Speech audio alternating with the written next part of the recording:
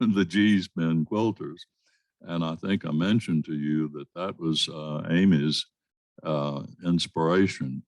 I believe you told me that you and your mother went to see the original show at the Whitney in New York, and that changed your life. I suspect that documentary changed many lives. It certainly changed the lives of those quilters. But Amy comes to us from an arts background.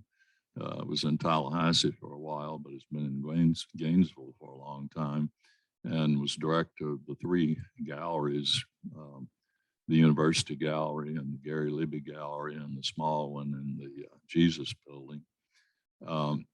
Also in charge of the public art program on campus and many other art endeavors for the university. She's recently retired and is having fun. And so when we talked about having a program on quilting across America, I asked if she would participate, and she graciously agreed to. Of course, she's been a member of our curriculum committee for ILR and the humanities subcommittee, so she's no stranger to ILR. So how do you want to do this, Amy?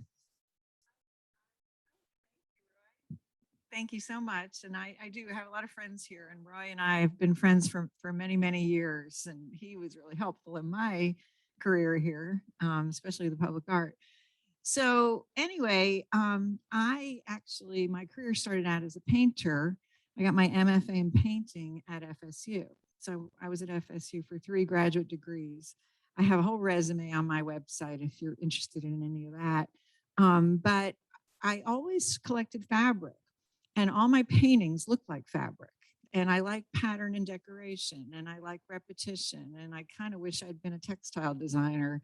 I think it would have been perfect, but you know, you do what you do. So I put fabrics in painting sometimes, like I would even stretch a beautiful piece of fabric over a canvas stretcher. And then in those days we had to use rabbit's hide oil. It was really gross, this glue that you would spread and then do paintings on it. Now we use gesso, but it's white and you can't see through it. But anyway, so my story, it's also, I think, on my website. I just was afraid to make the quilts. Like, I didn't know how to start, and I didn't know what it was. And I even had a mother-in-law who was a great quilter, but I'm not meticulous. I'm really bold.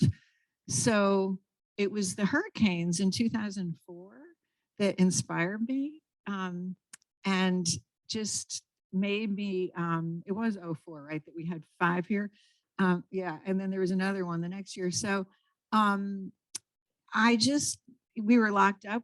We had electricity in the beginning, and you know, as an artist, you need an outlet and stuff. So I started cutting the fabric up. And then I called my mother-in-law and said, how do you start? What do you do? And I just started doing it, whatever I felt like, which is how I do most things, and definitely how I paint, right? And decorate and do housekeeping. So I started out with some regular fabric quilts, and I'm going to show you the first ones after. I'm going to show you the first grouping I have here are called the found object ones, and they're the crazier ones, and they're pretty, some of them are pretty wild. I have about 30 or 40 quilts, and they're all on my website. So you can see the full spectrum. What I've brought here are about 10. And what I'm going to do is show you all of them, talk about them a little, and where the wonderful sentimental backgrounds are. And then at the end, Julie's going to help us go through the website and see what else is there that you want to see. So anyway, I am very intuitive, and I just do pick up things and work with them. And I also collected all these objects and fabrics because I loved them. It was never like go to Joann's and just buy some yardage. But I tried doing that, and I did. My husband went to Africa and brought me a lot of fabric, and I have a quilt here I made from that. So I think it's better in a way than to be so attached to everything, because I won't let any of them go. I don't want to sell them. I've given a few away, and I don't know. So I also developed arthritis and possibly carpal tunnel syndrome. So now I'm back to painting more. And I really want to make the quilts. And in order to do that, what I will do, if you're familiar, I'm sure through this class you are by now, that you can design them and piece them and go somewhere else and have them do the quilting. And that's what's hurting my hands. So, I'm always ready to regroup. That's fine. But anyway, so I have to hold this. So I'm going to ask my helpers, Dick and Roy, to first, this quilt is called Molly, and to hold it up from the front like this. And I want to tell you about Molly. They're all named after dogs, and they're people's dogs, okay? And it was just random, like I needed a way to name the quilts. Molly actually belongs to Dave Nelson and Jill Friedman. You may have heard of them. And they live here in Gainesville. So this dress was from, my mother was in town, and I took her to TJ Maxx, and I bought this dress. And the white is the liner of the dress. And it was really, to me, it was really beautiful. It's a little frou-frou. When you work in the art department, it's especially a little too frou-frou. But I wore it to a welcome for new faculty thing and met one of my closest friends, Connie Huang, who's a graphic designer who did my brochure and lots of things. And we became really good friends. And she told me, I knew as soon as I saw you in that dress that we were going to be best friends, right? And I don't know why, but so what am I going to do? Throw that dress away, right? Like I have to do something with it. So it's those relationships that inspire me sort of, to keep things and appreciate them. Now, I will say art-wise, this is about negative space. This really is the main, if you look at this as an abstract painting, which hopefully, that's my training, and I would like to think the quilts function in that way as well. This is really the strength. It's the main thing. And you'll see I have this spider web bullseye. I put it on everything. I'm very neurotic. Like this one, I haven't started doing it yet, but at some point I got where the first thing you had to do was put a diagonal all the way across here in the quilting and a diagonal across here. And then you can get a little crazy. So I guess, and I do run all over the place, but when I told you, no, it's getting tiring. How about turning it over and showing the back? The backs, I'm going to tell more about the background, but so this back, these were lime green fleece blankets on my son's twin beds. He's 24 now. This was maybe when he was 3. And the velvet was just beautiful, too beautiful to not use. So these are where dowels go. So each quilt gets hung on the wall with a dowel. And they all have a different, kind of a sleeve, some are built in and so forth. But anyway, so this one is Molly, and I'm going to show you the others, how if you do a top, a batting, and then a backing. Almost all my quilts are like that, but not this, because this fleece blanket was good enough to be both the backing and the batting, which I thought was really clever. And Molly goes with ruby, which on my website is the Chinese dress, a black silk dress. And they're a pair. It's the other twin fleece blanket, right? Thank you. Let's see. So let me go on to another one, and then I'll remember what I was about to say about that. So how about, okay, this one, if we hang it up. So I went through this phase. If you find the sleeve, the top. So this looks like the sleeve, yep. And it kind of doesn't matter. I learned I really am happier when they can almost go in any direction. So, so I had a very good friend, Norma Roth, who lives in Lakeland. She gives me all her fabric. She did interior design. She's a wonderful woman. Yeah, she's very involved in the arts. They have an unbelievable art collection. Anyway, she gave me about 5 of these linen tablecloths from the 40s. So there's a whole series, and this one is called Lexus, after my friend Jan Wisby's dog. And this was my mother's scarf that I thought was so beautiful, and it's mesh, so you can really like see through it. So I did start to get into, not this one, but some that have a see-through back or even a see-through front, using something that's you can see through, that you don't want to make clothing with it unless you're really, figuring out whatever, slips and petticoats. But anyway, so I guess these little velvet things to look like it's holding something up, I just felt like doing that. This is a great old Florida, it's a kitchen, no, it's a towel, just a tea towel. And but I have all parts of it, and I'm very neurotic about that. Like I can't like not have it all there, It might look really crazy, but I'm very straight inside, and everything has to make sense, right? So but my process now, if you guys are tired, you could first turn it over, and then let me talk a minute, and then you can take a rest. It's hard to do this like this the whole time. That's just some enormous fabric on the back. And I don't, again, I use what's around, and I try to be inspired by like what's there.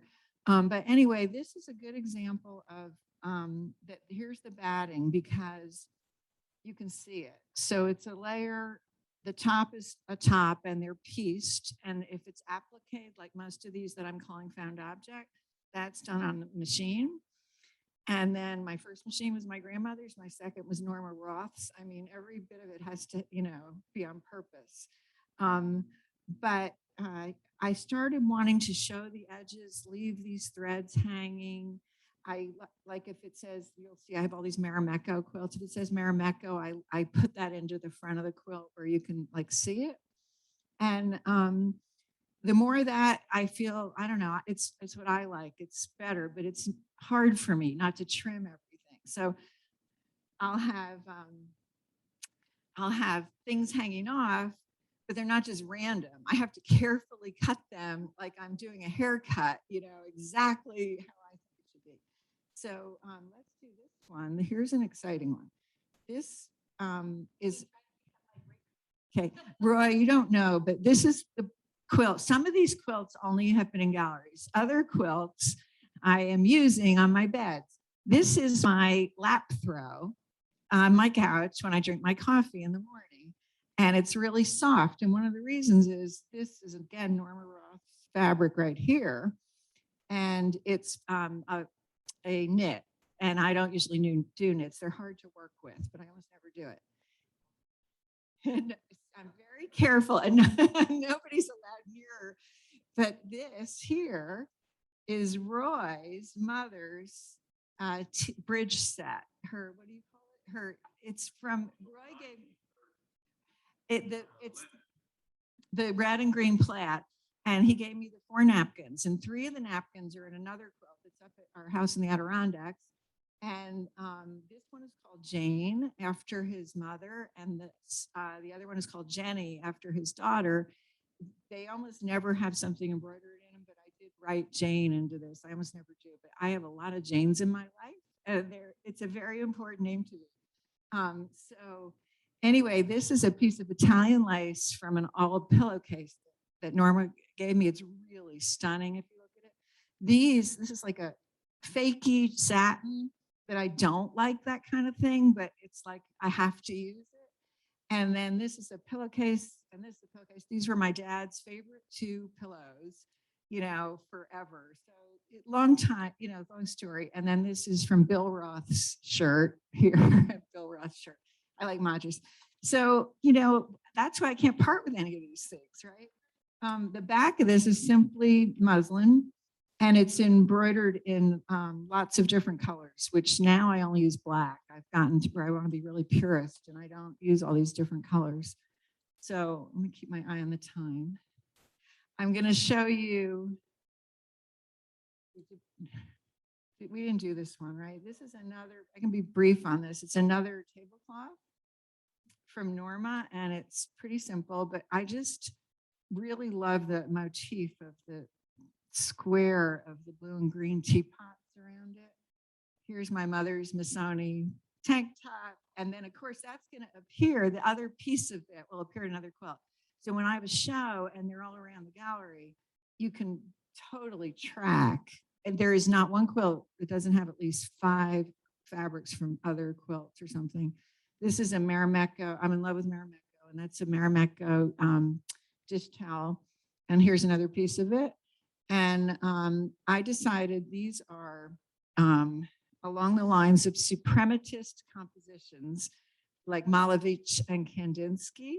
So I'm thinking about renaming them. This one is Sherry, after Margaret Mertz's dog, a very good friend who's no longer with us. So anyway, that's that. And found objects. Okay, so we're almost through found objects. I'm going to show you, I brought this because if anyone's interested in a quilt project, I thought about bringing some, I make pillows sometimes, just a few times. Like I had, I made a tiny quilt, folded it over. Thank you so much. But these were my grandmother's napkins on her table in the Bronx, her whole life. I mean, and the tablecloth was famous. So the tablecloth was the white linen with the red. And these are napkins. And what I did, and I can't really show you this, it's called Sporty is the name. That was her maiden name. And it says Rose Sporty.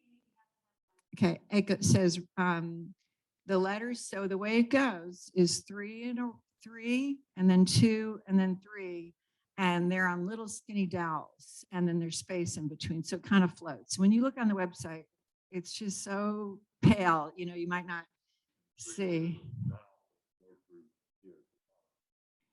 And then it's just got, a little extra, but I have 8 cousins and they're 9 squares. So ultimately everyone, and I got into ancestry.com. So now I'm ruined, it's like I have all these second cousins and everything. But anyway, so I'm going to show you one last, you can just leave it out. Amy, do you want anyone else to help hold so that you can? Yeah. Okay. We'll do this one. Yeah. Thanks, Peg. Yeah. So this is the top here. I did a series of bathing suits and also lingerie. So don't be too shocked when you look on my website, but I'm a swimmer. It's like my religion. Like twice a week, I swim a mile. I've been doing it for 50 years and I don't miss. So I have all these bathing suits. And when you have swam a million laps in a bathing suit, you have this relationship, right? So I just wasn't throwing them away. So I did about 5 of these, right? And at first I tried stretching the entire bathing suit over a stretcher. It was ridiculous. It looked terrible. And then I started, doing this. And if you look closely, isn't that one heavy? See, some of them are really heavy and some of them are really light. And the satin, I have a close friend named Jane in Tallahassee who gives me all her fabric. And this is her satin. And then the back, or maybe it's just the edge. Yeah, just the edge. This is an apron. And Jane was my first Southern friend who taught me, she's from Moultrie, Georgia, and she taught me everything Southern. So of course she would have the perfect 1940s apron, right, from her grandmother. It's floating around in the back of her car with her dogs, and I'm like saving these things, but I kept as much as I could. And where you slide through is part of the apron. And then this has the see-through back. And I just like that you can see the batting inside it. So these, it's funny because as many of these found object ones as I made, one, they're too hard. And I was going to mention about, if you want to put it down, about Molly, the one with the red and white dress. That sheet behind her is Ralph Lauren, and the thread count's a little high. So I had to use pliers to pull through the needle on every one. Whereas the matching one, Ruby, which is one of my best, had an IKEA sheet, right? And it was so easy, to go in and out. So I learned the bathing suits were a nightmare. I mean, I couldn't do that anymore. So now, of course, I'm painting again, which is much easier. But the first quilts that I did were not with these found objects. So that was sort of a wild thing that came. So let's do this one right here. This is May May. May May was really my first serious quilt. Well, my first one was Zoe, and that was made out of fabrics I made in graduate school. But in the beginning, there were no found objects. So Marimekko, are you all familiar with Marimekko? I was really into it when I was a kid because my dad went to Finland for Fulbright, and I just learned a lot about it. So then they had their first stores in Boston, and then they were like kind of out of business for 30 years. When they reopened in New York, I went in and bought all the little scraps. I mean, I could have bought yardage, but I didn't know what to pick. So I just bought the whole basket of scraps. So everything here, and if you think about more serious quilting, the way this is assembled, right here, you can see every square that's your traditional piecing that you do strips and then you cut across and then you reverse the strips. That was the first thing I learned. And it's really the only thing I do other than find funny things to stick in there. But this was just made out of those areas. And then I put them on the dining room table and figure out how can I make this all work together. And I let it drive me. I don't like plan this out. I don't plan anything out that way in advance. I go with my instincts. So it's named after my dog, May May, a little Shih Tzu, who's no longer with us. Yeah. And so the funny thing about this back is most people like the back better. I've even been in a show where they showed the back off one of my slides and thought it was a regular quilt, but this is only 2 pieces of Marimekko, 1, 2, and you can't cut that up. If you start cutting that up, you're going to lose everything in the pattern. So I didn't. And I learned, as much as I love Marimekko, it's not the ideal quilt material for that reason. You're always ruining their beautiful designs, But I still have made about 8 or 10 solid Marimekko quilts, and they're still my favorite. So anyway, so that's May May. And then this is similar to May May, and this is Dizzy. And Dizzy was my cousin's dog. And it's I find this one to be a great one to hang on the wall. Like it's not as busy, it's smaller. The bottom is irregular. So I think the bottom is probably, this is the top here. So it goes on a slant, and it makes it more into modern art. And I really like that. It's all Marimekko, and the dark purple is actually out of it's the original 50-year-old Marimekko that my mother had that she wouldn't let me have forever. And I finally got it, and I immediately made this quilt. But it's a lot of white for me. And then the orange around the outside, these are, what do you call that? Kona cottons. Like if I have to buy something for a border, I'll buy Kona cotton. They're almost all cotton, but except some of the found objects. So I think this is Dizzy, and then on the back, you can just see the stitching better, and it's where I got into the all black. For some reason, I decided I wanted to look like a drawing. They were too busy. One of the things that kind of drove me away was I was using some metallic threads, and they're really rough on your fingers, and I learned not to abuse myself quite so much. But anyway, so that's Dizzy. And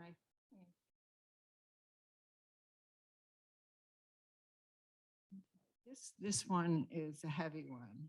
This is Trotsky. My husband had a dog named Trotsky, so I gave him this name, even though it doesn't make a lot of sense with the others. But then I started going in. Now I have a Lenin, and I started naming them. I think that's Lenin one, more politically, I guess. So anyway, so yeah, this was in the Harn in the last faculty show. And it looks really good on the wall. It's busy, right? And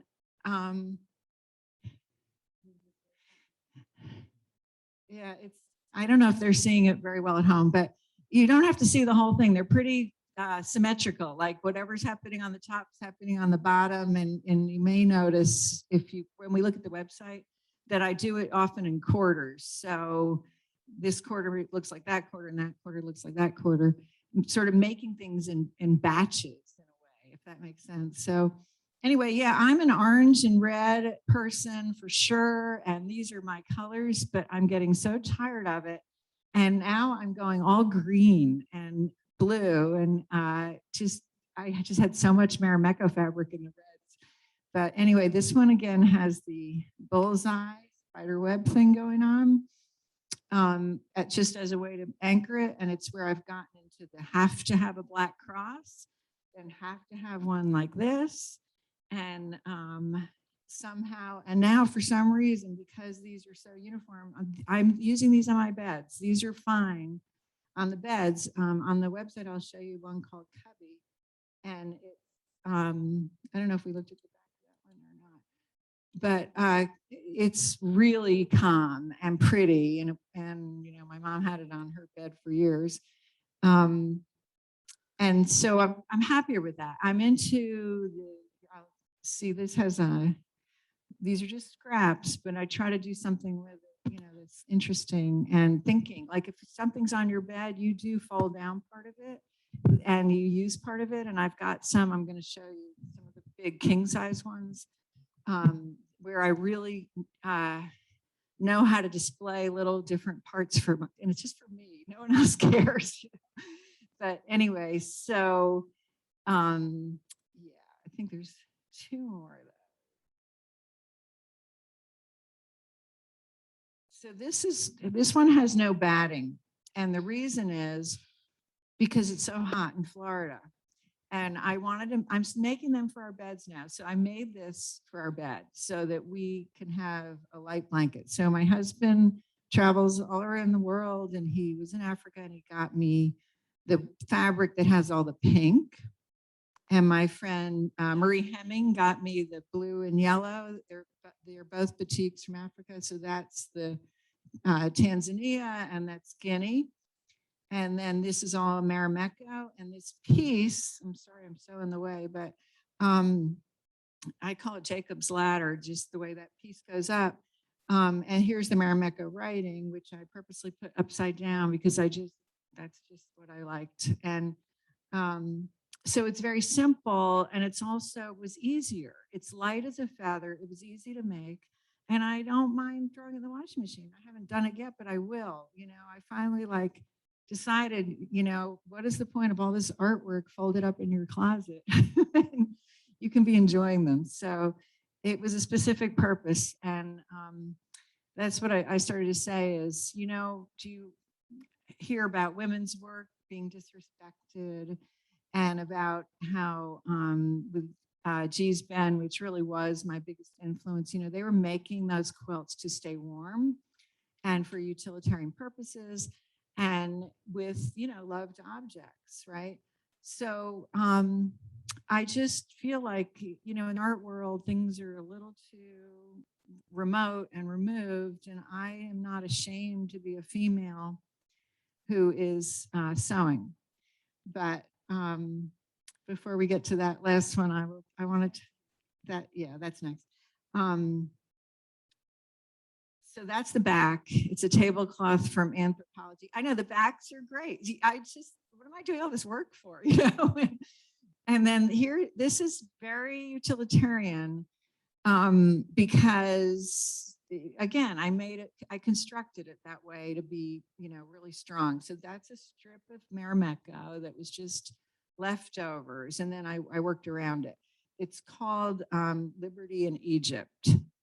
So these are the only fabric. I went to Joann's and actually bought fabric and I just was not happy with the whole concept. But these are Liberty of London and cotton my dad brought from Egypt. So I went to London when I was 16, fell in love with that fabric, bought yards and yards of it. And so those are that. Then these are the Marimekko. And then I use the border is the tablecloth folded over. So the border of the tablecloth was twice this. And then I just folded it over. So I really learned how to do things more easily. Like, where is the sleeve on this thing? This one may not even have a sleeve. I think I quit making sleeves at one point. Yeah, I think this one doesn't even have it. But sometimes, and what I I often do now is design it in such a way there's an extra 6 inches and then fold that over. And the same with these borders. If you make quilts, the borders are so much work, even the ironing of the border and then the sewing it on and then so I'm at this age where, I have to do things a little more easily. So it's embroidery thread and it's the thickest one they make. It's number 5. And so I'm going to show Julie's help some of the quilts on the website. And I'll tell you, Zoe was the very first one. It's pink and white. It was the fabrics I made at FSU in the 1970s. But I did it with what they call quilting thread. And immediately I knew it wasn't for me because you can't see it. Like if I'm going to do all this work, I want to see big, bold lines, right? So, and in my painting, I have big, bold lines and borders. My mother-in-law taught me a lot about quilting, and then I showed her my big fat stitches, and I said, I'm so embarrassed. She won awards for her little tiny stitches, right? And she goes, no, honey, you're just doing the big stitch style, right? Which I told my mother, and my mother goes, there's no big stitch style. She was just saying that, but I went with it, and it was fine. Let's see, and I didn't have enough. Let's see, I might even have enough for everyone in this room. These are a brochure that Connie designed and I had made a while ago, and it's very artistic in that she wanted to have fun, so she made quilts about quilts. So it's like a quilt within a quilt within a quilt. Anyway, Julie, I'll be able to do this better now, I think. Okay. So do you want to start with, let's see, should we go to the found objects first or the other? Why don't we go to the regular quilts first? Well, let me go to the home page.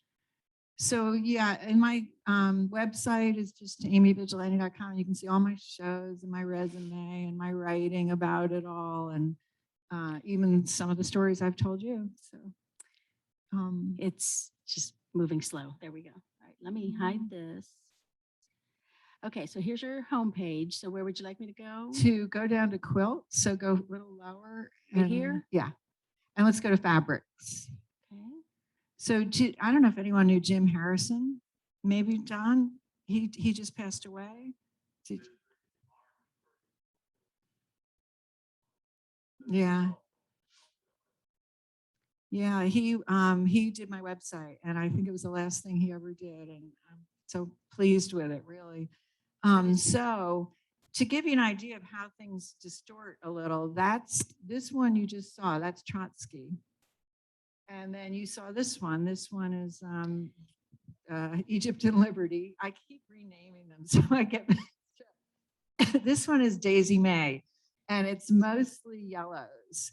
And I really like it. And I thought it was going to be the best quilt. I love yellow, but I can't stand it on the bed. It's so bright, even for me. It's just like blinding. So that was also in a faculty show. And then this one we just looked at, right? Jacob's Ladder. Yeah.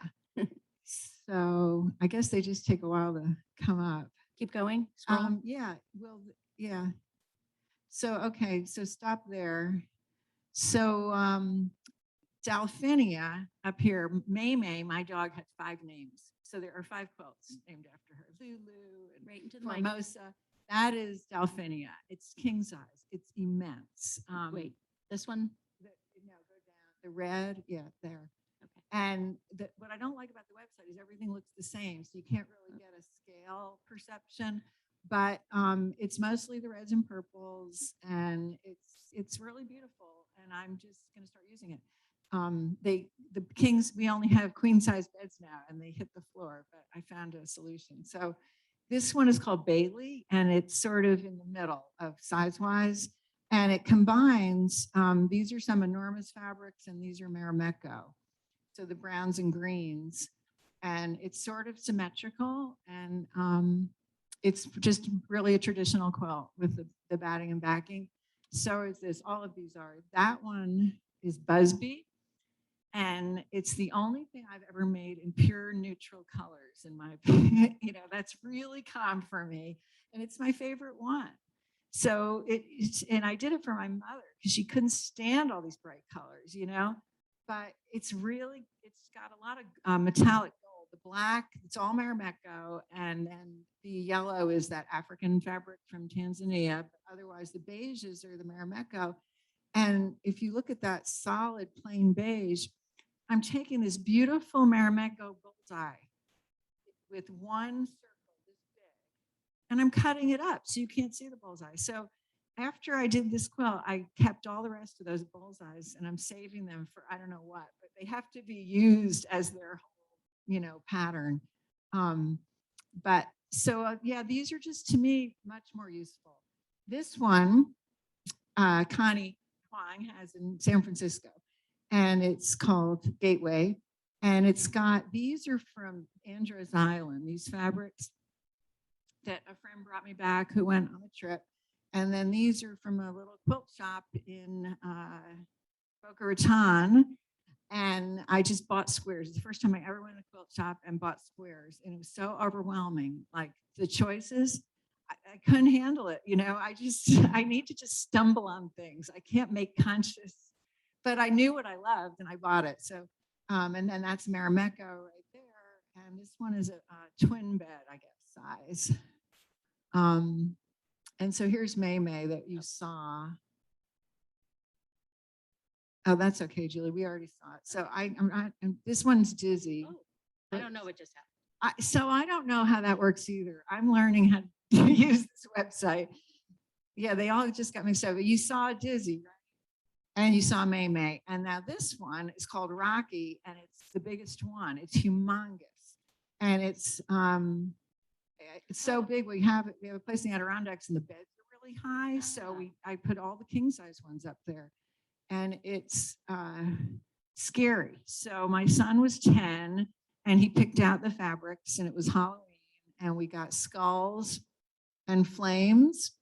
That's NR for Norma Roth, who gave me all this fabric. But I said to Joe, you can have skulls and flames, but they have to be friendly. I don't want any mean skulls and flames. And to me, it's sweet, but my husband's a little afraid of it, right? And so the back of it, see, can you click, Julie? I think these are details, and I'm not sure if everyone has it or not. I forgot to no. Yeah, I don't know. Some of them have, maybe, no. And I have another website that has better details, but either way, that Rocky one, the back of it, I used a piece of thermal, like cotton, that stretchy stuff. So it's soft and it feels really good. And it's turquoise with brown polka dots. And I love polka dots. So that, has an interesting back. And what I learned using it this summer is I can fold it down in so many different ways and have a completely different look because of these edges being so, kind of different. So I don't know. I like to decorate. I'm definitely a homemaker, so that kind of thing is exciting. But anyway, let's go to Cubby. This is the one that my mother's original dog, and this is the quote my mother lived with for years. And to me, that it's just really like the most traditional, maybe. And it's pretty. It's a queen size, and I'm keeping it forever. And again, it's all Marimekko, 100%. And then that the flower motif is one of the few directional things I have in any of this work. And I learned I like it upside down because when you're sitting in your bed looking down, I want to see it my way. Nobody really sees your bed except you, right? So I've learned how to make it my way. So let's see, Julie, if you go, we may have covered most of these. Oh, no, this is Georgia. And when I had a solo show at the Thomas Center, this was the quilt they featured. This is a great one. It's yucky fabric, velvets and fake satins. It's all from Norma Roth. And I took everything I couldn't stand and put it in one quilt. And it's such a great quilt. And then the blue made it a really cheap blue velvet, the kinds of things like when I'm sorting, I'm such a snob, I have to have 100% cotton and everything. And then it's heavy and there's a big problem in the middle because it had a lump. And I had to cover it with this little piece of Marimekko, and it drove me crazy. And yet this one looked so good on the wall. I had it hanging in our new house for like almost a year. And it's after a bad football team, but that's not who I named it after. I named it after an in-law's dog. So, anyway, so yeah, and the back of this has got, I don't know, Julie, if we can try one more time. If you Let me see what this does. if you clicked on it alone, right? Because there were squares on the bottom of them Yeah. for his details, but I haven't been able to manage it. And I'm sorry. if you go to the website, you'll probably see it, because on the bottom, Okay. not of all of them, but of maybe half of them are these details.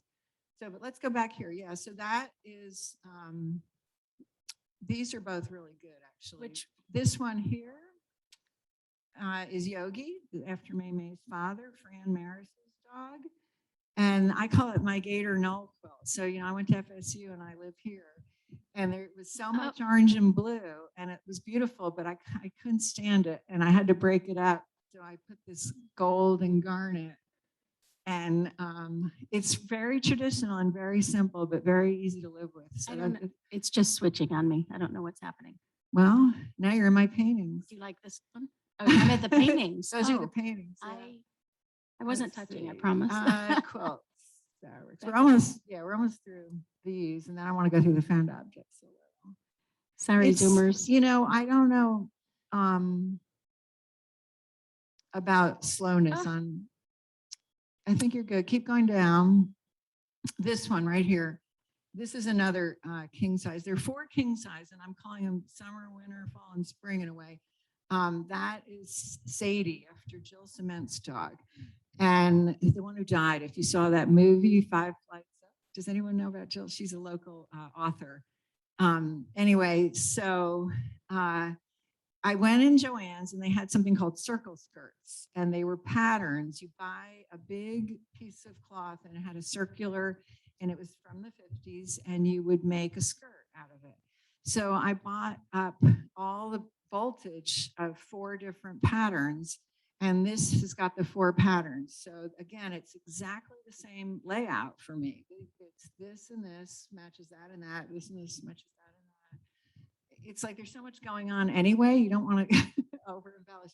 But this is what's in the corner telling you what your circle skirt's going to come out like. And then, sorry, that's me. So anyway, it's very big. It's a lot of blues and turquoisey colors. And this is the one where I used all this silver thread and tore my fingers up and decided I'm never going to use metallic thread again.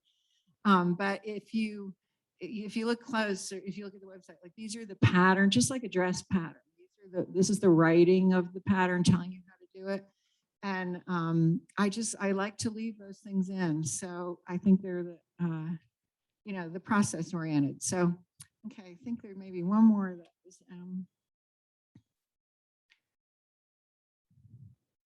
Yeah. Oh, I guess. Well, there are a few. So, yeah, Lulu. Okay, so you have a resident, Bob Graham, here, right? So I made this when I was making him the embroidery of the Florida seal, and I was teaching myself how to make something that looks more real. So I started with a fire, and it's all wool felt, which you can't even get anymore. I don't know where you get wool felt, but it's pure wool. They're felt. It's like that. And so yeah, then I had to make a Florida seal because I worked in a school where he was dedicating the campus, and the director wanted to give him a gift. So that's why. But again, the back of it is this great environmental how to make a bag. That's why you see this funny pink around the edge. And yeah, my parents lived in New York City. And when they moved there from Cold Spring Harbor on Long Island, they gave up their fireplace. So the purpose of that was to give them a fireplace in Manhattan. And it hung there for many, many years. So anyway, and I think one more I want to show is Ashley, or no, this one, Zoe. So Zoe was May May's mother. this was my very first quilt that with the hurricane when I started cutting up and everything. So this is India block printed that I did. Do you know Ivan Johnson, right? He was at FSU. He taught textile design. And so he taught me how to do that. That was a block print. This was my first textile silk screen. It's a 3-color run. I dyed the fabric pink and then I put 3 colors over it, made this pattern. So I didn't know where it was for 30 years. And when my parents moved in to the city, we had, they put all the stuff in storage. So 30 years later, we got called and said, you have a storage unit in New Jersey. So I went out there with my dad and that's where I found all this fabric. So that was what made me think, okay, I better just start making a quilt before the stuff disintegrates, right? But so it was the hurricanes and she taught me how to piece it over the phone. And I figured this out and did it. But then we lost the electricity. So I hand tied. I didn't know how to quilt yet. I hadn't even gotten that far, but I couldn't attach anything. So these are the little ties like on the old fashioned, and it's done with, you know, the embroidery thread that's really thick. And then later, this is where I went in with what they call the quilting thread that's as thin as any thread, and you can't see it, but there are all these haphazard hurricane tracks. It was straight off the Weather Channel, you know, just sitting there watching these horrible hurricanes, you know. And then it says embroidered on it, what was the first one? Hurricane Ivan was third. Hurricane Jean, Hurricane Francis, Hurricane Charlie. I think Charlie was first. And then came Francis. So it says Hurricane Francis, tie or peace. Hurricane this one. And then Ivan run away to New York because at that point, my husband put my son and I on a plane and said, get out of here. We go to New York and Ivan hits New York, but not Florida, you know? So anyway, this one is really special and it's really pretty, but it's too pretty on the bed, you know? It's just too pink and white for that, but I will never part with it. So, okay, so Julie, let's do the found objects. Where are we going? Yeah, Oh, found found, objects. okay. And we won't do them all, but we've seen quite a few. It's getting there. So Molly goes with, that's Molly that you saw, and that's Ruby. So yeah, I hope my stories are folksy. I know, I hope you don't mind. But so I always wanted one of those Chinese dresses, right? And they sell them in Chinatown. My grandmother had a store in Soho. And I remembered them really well. So I was in Chinatown. I bought that dress. I wore it 2 or 3 times and then it split wide open. It was so cheap. It just like split in half on Halloween, right? And so this is the front and the back, but that's the inside. So the whole dress was black on the outside, red on the outside. And the label, I couldn't help. Those were the details that I really enjoyed. So and she's got the lime green blanket on the back, just exactly like Molly, like they're twins. So let's look at another. I'm sorry. Somehow it. No, I need the little breaks, Julie. It's good. Oh, good. Yeah, Do you need your water? that's a good idea. Okay. I'm almost done though. I always forget.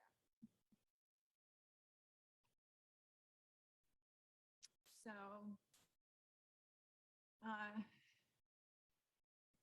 blue jean shorts, right? The top one up there, that is small. Wait. And Which one do you want me to go on? up there. Oops. Oh, that's fine. Let's just look at this first. After Connie's dog, it's a little asymmetrical for me, a little bit different. It's been hanging in the stairwell at the Adirondack house for a long time now. And it's all like polyester except the jeans. And try, Julie, the little boxes right there in the middle. Right here? Yeah. In between the 2 arrows. Oh, here. I'm sorry. Yeah. I wonder if that's, you know, every time you bring this up, especially like on my cell phone. Oh, no. Never mind. Sorry. Okay. It's different. You know, This will they make load everyone want to go to differently. your website now. Yeah, they're kind of interesting. But okay, so this one up here, well, it doesn't matter.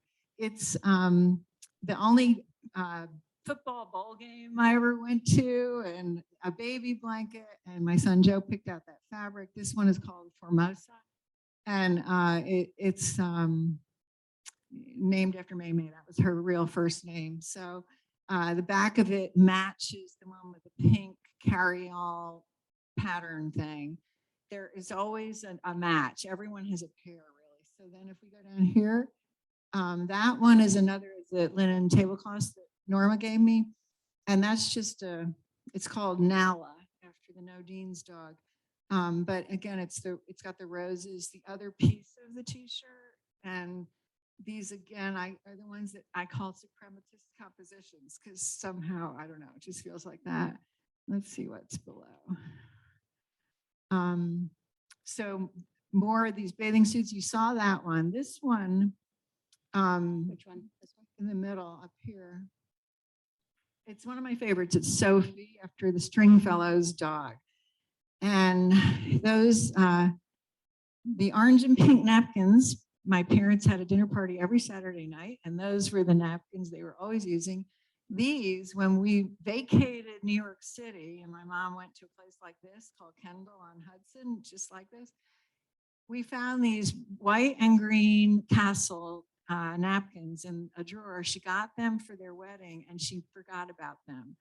They were married 60 something years, and no one knew those napkins were there. They were like on the bottom of a drawer. So, you know, I had to make it. And then the fabric in between is Florida bark cloth from some curtains that I had made. So it's kind of special. And then when you see these little blue squares of felt, that's because there was a little hole there, and I wanted to cover it. So when there's a little issue, I loved it like repair. But then let's see, this is Jane Roy's quilt, and we'll see his other. These two, that top, you don't have to go to them, Julie, but these two are Sushi and Frida. And Norma Ruff has Frida. Sushi lives in California. They were the first two bathing suit ones, and they're on circle skirt backs and blue satin, and yeah, that's how I got started. They were hard to make. You saw that, and let's go down. That is Mercury out of another dress, inside out with all the parts, and it's in Nobi Nagasawa's collection.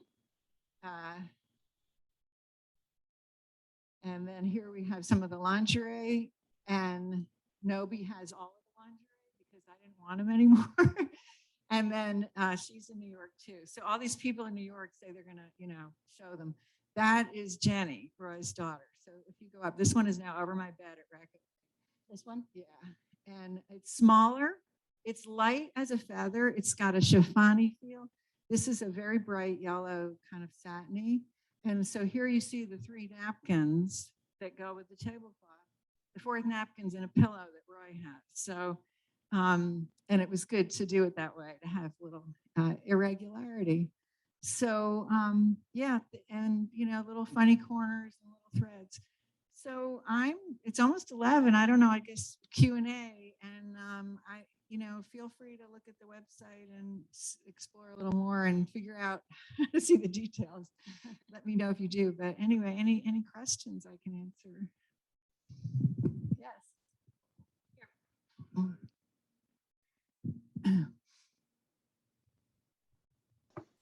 Here. I had one. Can I ask a question? Yes. Yeah.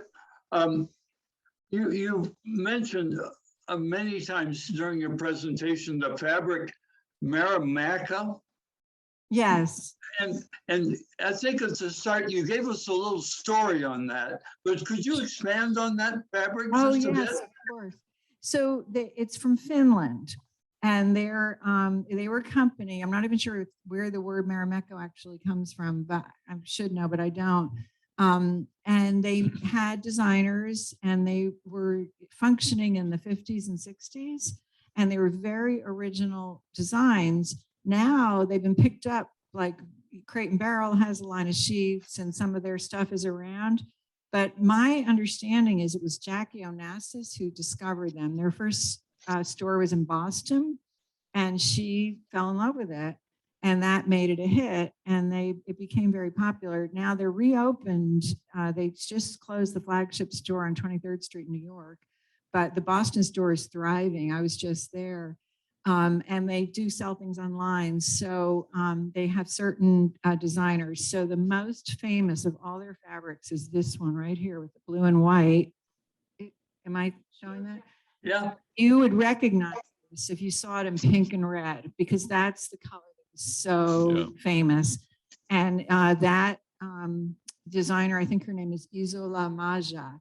And so if you look at their website, they will tell you about each designer now, and they've really turned it into this thing. And then they have very well-controlled reprints that they're doing now. So most of my fabrics are the modern reprints, except this purple right here. Not this, this is a modern reprint of the original purple that I have in some of the quilts. But they're very well known. It's M-A-R, well, I guess it's on there, M-A-R-R-I-K-K-O.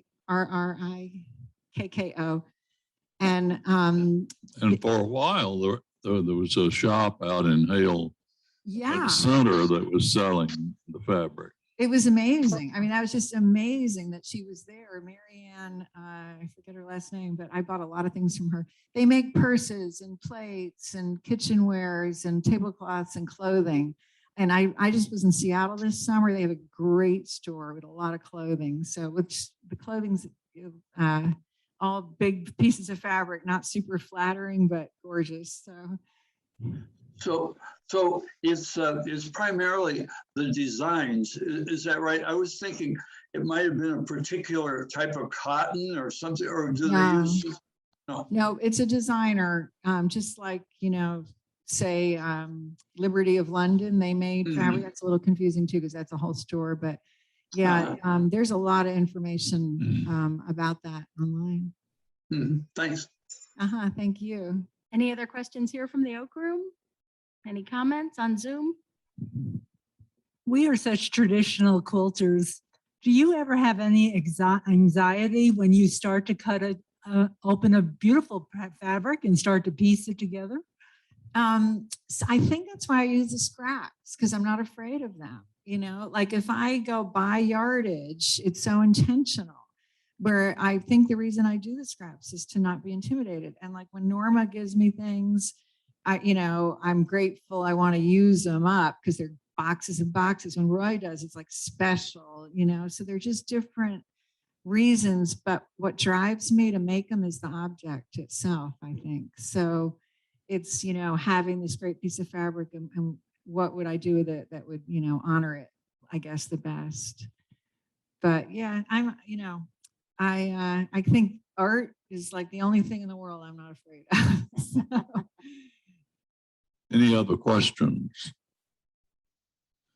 Well, thank you all so much. It was. Well, thank you, Amy, and thank you for your service on the ILR curriculum and humanities committees. You contributed a great deal through your contacts and your ability to attract speakers for us. So we hope you'll be back again. Thanks. Yeah, I'm sure I will. So you've been a great audience, and thanks for putting up with all my little stories, but that's just me. So that's what we've loved about learning about quilting, though. So please do go out and make stuff, right? And start little, just any little thing. You'll be happy you did it, right? Thanks for being with us, everyone, and hopefully all the toggling around helped our Zoomers to be able to enjoy this wonderful presentation. Have a good day.